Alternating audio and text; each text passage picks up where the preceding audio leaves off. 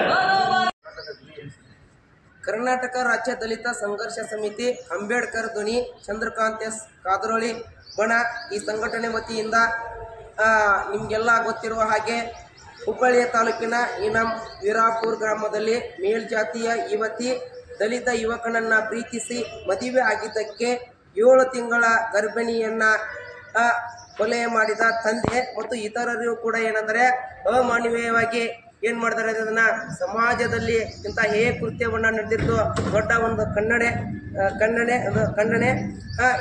ಇದು ಏನಂತಂದರೆ ಇವತ್ತೇ ಜಾತಿಯ ಒಂದು ಪ್ರತಿಷ್ಠತೆಯನ್ನು ಇಟ್ಕೊಂಡು ಇವತ್ತೇ ತನ್ನ ಮಗಳನ್ನದೇ ಇವತ್ತೇ ಏನಂತಂದರೆ ಕೃತ್ಯವನ್ನು ಎಸಗಿರ್ತಕ್ಕಂಥ ಆ ತಂದೆಗೆ, ಮಾನ್ಯಳ ತಂದೆಗೆ ಹಾಗೂ ಆ ಇತರ ಸಂಬಂಧಿಗಳಿಗೆ ಏನಂತಂತಂದರೆ ಯಾವತ್ತೂ ಮುಂದೆ ಇಂಥ ಮರೆ ಕಳಿಸದೆ ಒಂದು ಘಟನೆ ಆಗಬಾರ್ದು. ಅಂಥವರಿಗೆ ನೇರವಾಗಿ ಏನಂತಂದರೆ ಗಲ್ಲು ಶಿಕ್ಷೆಯನ್ನು ಕೊಡಬೇಕು. ಯಾಕಂದರೆ ಹಿಂದಿನ ಹಿನ್ನೆಲೆಯನ್ನು ಹೇಳಬೇಕಂತಂದರೆ ಆ ಹುಡುಗನನ್ನು ಏನಂತಂದರೆ ಇದು ಅವರ ಮನೆಯಲ್ಲಿ ಮತ್ತು ಹುಡುಗನ ಮನೆಯಲ್ಲಿ, ಹುಡುಗಿಯ ಮನೆಯಲ್ಲಿ ಗೊತ್ತಾದಾಗೂ ಕೂಡ ಏನಾಗಿದೆ ಅಂತಂದರೆ ಅದನ್ನು ಸರಿಪಡಿಸಿ ಆ ಹುಡುಗನನ್ನು ಧಾರವಾಡಕ್ಕೆ ವಿದ್ಯಾಭ್ಯಾಸ ಮಾಡಲಿಕ್ಕೆ ಕಳಿಸಿದಾಗೂ ಕೂಡ ಅದೇ ಹುಡುಗಿ ಬಂದು ಇಲ್ಲ ನಾನು ನಿನ್ನನ್ನೇ ನಾನು ಮದುವೆ ಆಗ್ತೇನೆ, ಇಲ್ಲಾಂದರೆ ನಾನು ಪ್ರಾಣವನ್ನು ನಾನು ಇದನ್ನು ಮಾಡ್ತೇನೆ, ತ್ಯಾಗವನ್ನು ಮಾಡ್ತೇನೆ ಅಂತ ಅಂದಾಗೂ ಕೂಡ ಏನಾಗಿದೆ ಅಂತಂದರೆ ಆ ಒಂದು ಸಂದರ್ಭದಲ್ಲಿ ಮತ್ತೆ ಇದು ಎಲ್ಲಿವರೆಗೆ ಹೋಗಿದೆ ಅಂದರೆ ಪೊಲೀಸ್ ಠಾಣದವರೆಗೂ ಹೋಗಿ ಅಲ್ಲಿ ಇರ್ತಕ್ಕಂಥ FIR ಆಗಿದೆ.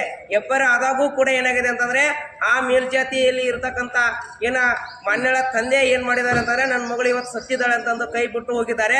ಬಿಟ್ಟು ಹೋದಾಗೂ ಕೂಡ ಏನು ಮಾಡಿದ್ದಾರೆ ಅಂತಂದರೆ ಇವರು ಒಳ ಸಂಚಿನಿಂದ ಅದನ್ನು ನಿರಂತರವಾಗಿ ಅದರ ಬಗ್ಗೆ ಏನಂತಂದರೆ ಒಳ ಸಂಚನ್ನು ಮಾಡ್ತಾ ಬಂದಿದ್ದಾರೆ. ಯಾಕಂತಂದರೆ ಆಲ್ರೆಡಿ FIR ಆಗಿದೆ. ಮತ್ತು ಅಲ್ಲಿ ಇರ್ತಕ್ಕಂಥ SP ಅವರು, ಅಲ್ಲಿ ಇರ್ತಕ್ಕಂಥ PSIಗಳು ಇವರೆಲ್ಲರಿಗೂ ಕೂಡ ಗೊತ್ತಿರತಕ್ಕಂಥದ್ದು.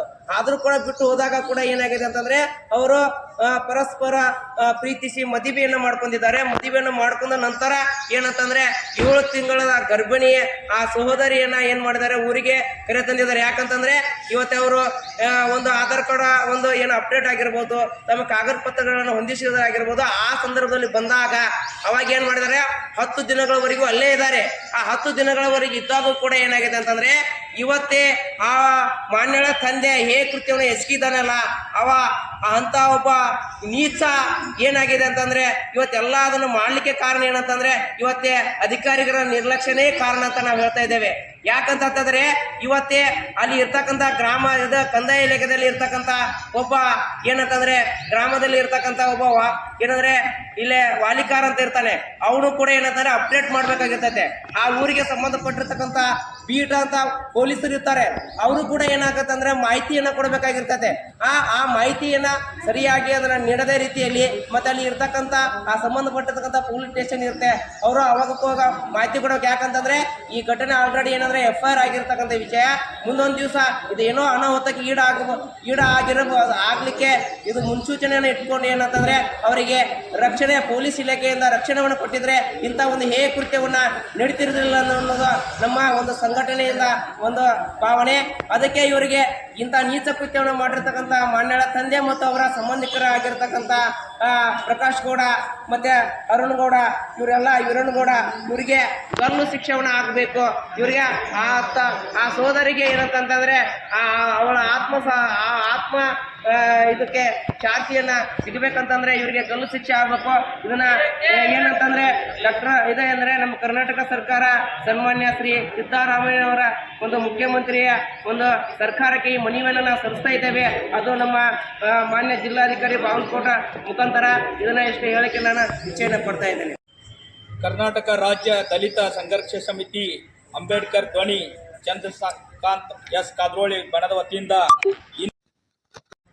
ಹೆಣ್ಣಿನ ಮೇಲೆ ಶೋಷಣೆ ಮತ್ತು ಹೆಣ್ಣಿನ ಮೇಲೆ ದಬ್ಬಾಳಿಕೆ ಮತ್ತು ಕೀಳು ಜಾತಿಯವರ ಮೇಲೆ ದಬ್ಬಾಳಿಕೆ ಆಗುವುದನ್ನು ಖಂಡಿಸಿ ಇವತ್ತಿನ ದಿನ ಈ ಹೋರಾಟವನ್ನು ಹಮ್ಮಿಕೊಂಡಿದ್ದಾರೆ.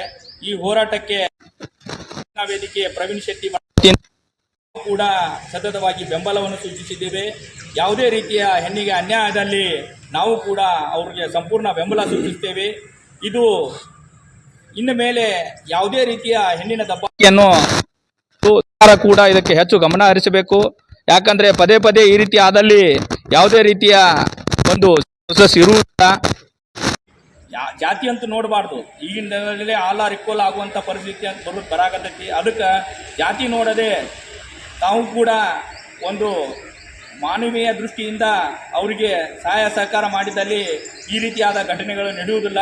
ಅದಕ್ಕಾಗಿ ಇನ್ನು ಮೇಲಾದರೂ ಎಚ್ಚೆತ್ತುಕೊಳ್ಳಬೇಕು. ಸರ್ಕಾರ ವಾಸ್ತವ ಸ್ಥಿತಿ ಒಂದು ಲವ್ ಮ್ಯಾರೇಜ್ ಆದಲ್ಲಿ ಕೂಡ ಅವರಿಗೆ ಪೊಲೀಸ್ ಸ್ಟೇಷನ್ ಆಗ್ಬೋದು, ಸ್ಥಳೀಯವಾಗಿ ಮತ್ತು ಜಿಲ್ಲಾವಾಗಿ ತೊಂದರೆಯನ್ನು ತಮ್ಮ ಹತ್ರ ಬಂದು ಹಂಚಿಕೊಂಡಾಗ ಅವ್ರಿಗೆ ಸ್ಪಂದಿಸದೇ ಇದ್ದಲ್ಲಿ ಈ ರೀತಿಯಾದಂಥ ಘಟನೆಗಳು ನಡೀತಾವು. ಅದಕ್ಕೆ ಮರಳಿ ಕಳಿಸ್ಬಾರ್ದು. ಏನ ಹುಬ್ಬಳ್ಳಿಯಲ್ಲಿ ಆ ಹೆಣ್ಣಿಗೆ ಏನೋ ಅನ್ಯಾಯ ಆಗೈತಿ ಮತ್ತು ಆ ಹುಡುಗ ಕೂಡ ಈಗ ಆಲ್ರೆಡಿ ಹೆಣ್ಣು ಮಗಳು ತೀರ್ಕೊಂಡಿದ್ದಾಳೆ. ಆ ಹುಡುಗನ ಪರಿಸ್ಥಿತಿ ಏನು, ಮುಂದಿನ ಜೀವನವೇನು, ಅದಕ್ಕೆ ಮಾಡಿದಂಥ ಕೃತ್ಯ ಮಾಡಿದಂಥ ಎಲ್ಲ 6 ಜನಕ್ಕೂ ಕೂಡ ಗಲ್ಲು ಶಿಕ್ಷೆ ಆಗ್ಬೇಕಂತೇಳಿ ನಾನು ತಮ್ಮ ಮುಖಾಂತರ ಕೇಳಿಕೊಳ್ತೀನಿ. ಮೊನ್ನೆ ನಡೆದ ಘಟನೆಗಳು ಹಿರಾಪುರ ಗ್ರಾಮದಲ್ಲಿ ಹುಬ್ಬಳ್ಳಿ ತಾಲೂಕು ನಡೆದಂಥ ಇನಾವಾದ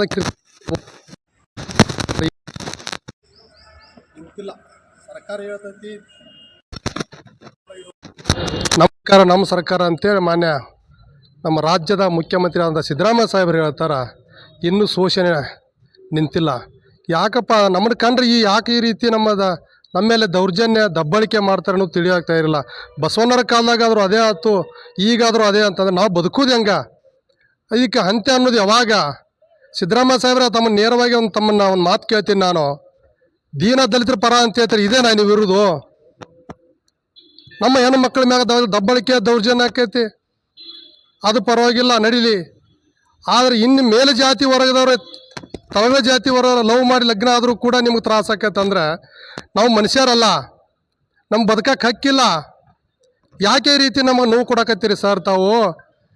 ಸರ್ ನೀವು ಮೇಲೆ ಜಾತಿಯವರು ನಮ್ಮ ಮನೆ ಬಾಗಲ ಬಂದು ನಮ್ಮ ಅಕ್ಕ ತಂಗಿಯರ ಜೊತೆ ಇದ್ರೆ ಪರವಾಗಿಲ್ಲ ನಡೀತೈತಿ, ನಾವು ಹಿಂದೂ ವರ್ಗದವ್ರು ಅಂತ ಹೇಳ್ತೀರಿ, ದಲಿತರು ಅಂತ ಹೇಳ್ತೀರಿ.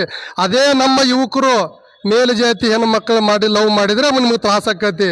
ಯಾಕೆ ನಾವು ಮನುಷ್ಯರಲ್ಲ, ನಮಗೆ ಹಕ್ಕಿಲ್ಲ ಸರ್. ಇನ್ನು ಎಷ್ಟು ವರ್ಷದಿಂದ ಇದನ್ನು ನೋವು ಅನುಭವಿಸ್ಬೇಕು ನಾವು? ಮಾನ್ಯ ಗೃಹ ಮಂತ್ರಿಗಳೇ, ತಾವು ಸರ್ಕಾರದಾಗ ಇದ್ದೀರಿ, ಇದನ್ನೆಲ್ಲ ಕಂತರ ನೋಡ್ರಿ ನೀವು. ನಿಮ್ಗೇನು ಗೊತ್ತಾಗೋದಿದೆ, ತಮ್ಮ ಗಮನಕ್ಕೆ ಇಲ್ಲ ಇದು. ಇನ್ನು ದೌರ್ಜನ್ಯ ದಬ್ಬಾಳಿಕೆ ಎಷ್ಟು ದಿವಸ ಅಂತ ನಾವು ನೋಡಬೇಕು ಸರ್? ದಲಿತರಂದ್ರೆ ನಿಮಗೆ ಕಿಮ್ಮತ್ತಿಲ್ದಂಗೆ ಆಗೈತಿ. ನೀವೊಬ್ಬರು ದಲಿತರು. ಮಾನ್ಯ ಸಿದ್ದರಾಮಯ್ಯ ಸಾಹೇಬ್ರೆ, ಇನ್ನಾದರೂ ನಮ್ಮ ಮೇಲೆ ಆಗುವಂಥ ದಬ್ಬಾಳಿಕೆ ದೌರ್ಜನ್ಯ ಇದನ್ನೆಲ್ಲ ನಿಲ್ಲಿಸ್ರಿ, ನಮಗೂ ನ್ಯಾಯ ಕೊಡಿ. ನಾವು ಮನುಷ್ಯರಿದ್ದೀವಿ, ಅಂತೇಳಿ ನನ್ನ ಎರಡು ಮಾತನ್ನು ಮುಗಿಸ್ತೇನೆ. ನಮ್ಮ ಹೆಸರು